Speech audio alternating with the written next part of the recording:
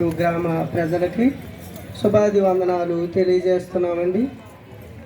యేసుక్రీస్తు సృష్టికర్త అయిన దేవుడు, దేవాతి దేవుడు అండి. దేవుని యొక్క గ్రంథంలో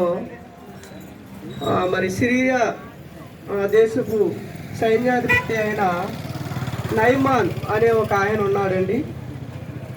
ఆయన సిరియా దేశంలో ఒక రాజు దగ్గర సైన్యాధిపతిగా ఉన్నాడు. అతడు ఈ దేవుని గురించి తెలియదు, కానీ ఎక్కడికి వెళ్ళినా విజయం పొందుతున్నాడండి. దేవుడే అతనికి విజయం ఇస్తున్నాడంట.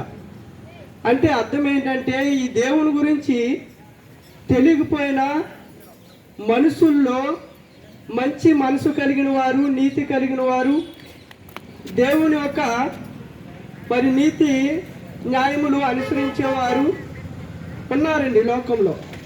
కాబట్టి సైన్యాధిపతి కూడా అంతే మంచిగా జీవిస్తున్నాడు.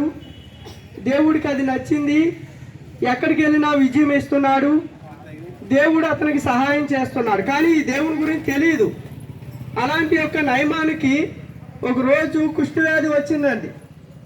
ఆయన కుష్ఠరోగము కలిగింది కనుక కుష్ఠరోగులను ఊరు వెలుపల పెట్టేవారు.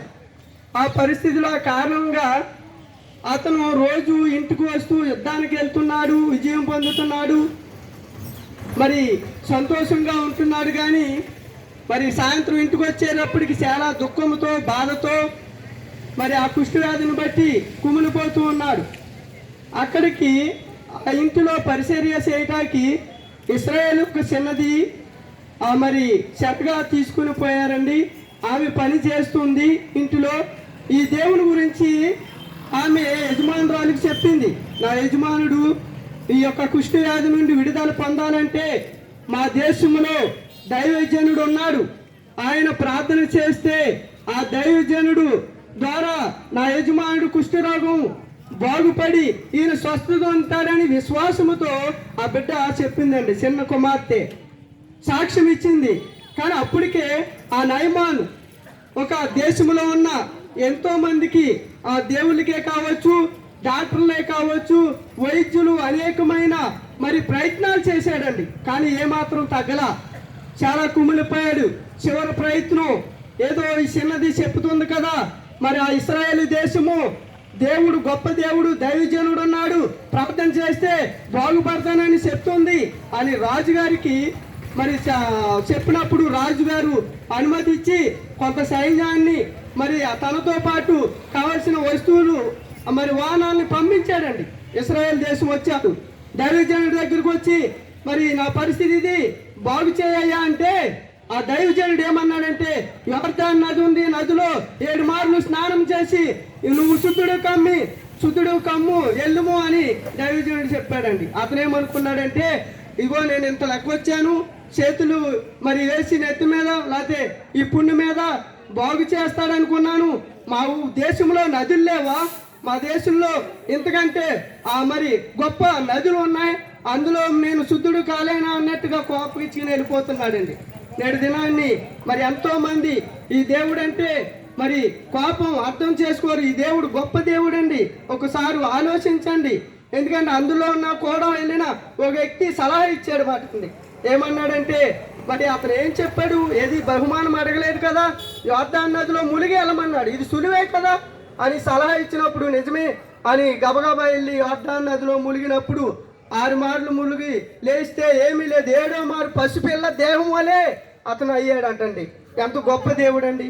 అతను నిజంగా ఈయన యందు విశ్వాసం ఉంచాడు, బాగుపడ్డాడండి. యేసుక్రీస్తు మతము కాదండి, మార్గం. ఈయన సృష్టికర్త అయిన దేవుడు కనుక ఈయన యందు విశ్వాసం ఉంచండి. ఈయన యందు నమ్మకం ఉంచండి. కనుక ఎలాంటి బలహీనత అయినా, సమస్య అయినా, వ్యాధి అయినా దేవుడు విడిపించి మిమ్మల్ని బాగు చేస్తాడు. అట్టి కృప మీ అందరికీ దయచేయను గాక. ఆమేన్. మహాపరిశుద్ధుడైన దేవ, మహిమగల రాజా, నీకు వందనాలు, స్తోత్రాలు.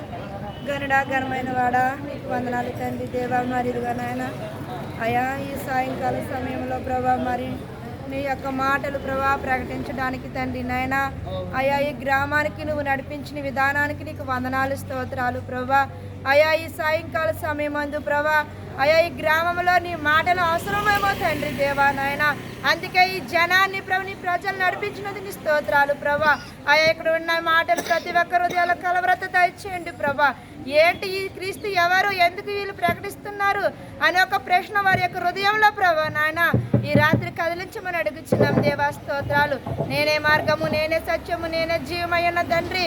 అయ్యా నీ జీవంలోనికి, నీ మార్గంలోనికి ప్రభా నీ బిడ్డలైన వారందరూ నడిపించమని ప్రభా. ఈ మాటలు ఉన్న కొంతమంది ఉన్నారు ప్రభా. అయ్యా వారిని ప్రతి ఒక్క బిడ్డను దర్శించండి ప్రభా. ఈ మాటలు వింటున్న ప్రతి ఒక్కరిని ఆశీర్వదించండి అయ్యా. ఈ నూతన సంవత్సరంలో ప్రభా వారి యొక్క జీవితంలో నూతన కార్యాలు జరిగించుకోమని అడుగుతున్నాం తండ్రి నాయన. నీ ఆత్మీయ కార్యాలు గ్రామంలో జరిగించుకోమని అడుగుతున్నాం తండ్రి. నీ స్తోత్రాలు ప్రభా. అయ్యా విన్న మాటలు ప్రభా వారి యొక్క అయ్యా హృదయాలు జీవితాలు బాగుపడే ప్రభా నాయన అన్న ఈ విషయాలు ప్రభా వారి యొక్క మాటలు ప్రభా నాయన అయ్యా నా తండ్రి వారి జీవితంలో అయ్యా నాయన ప్రభా నాయన వారు కూడా వింటి అయ్యా వారిని అర్థం చేసుకునే మనసులు ప్రభా వారికి అనుగ్రహించమని తండ్రి. అయ్యా ఇంతవరకు తోడైన మాధవికి ముందు కూడా తోడైనమని యేసు నామములో ప్రార్థిస్తున్నాం తండ్రి. ఆమేన్.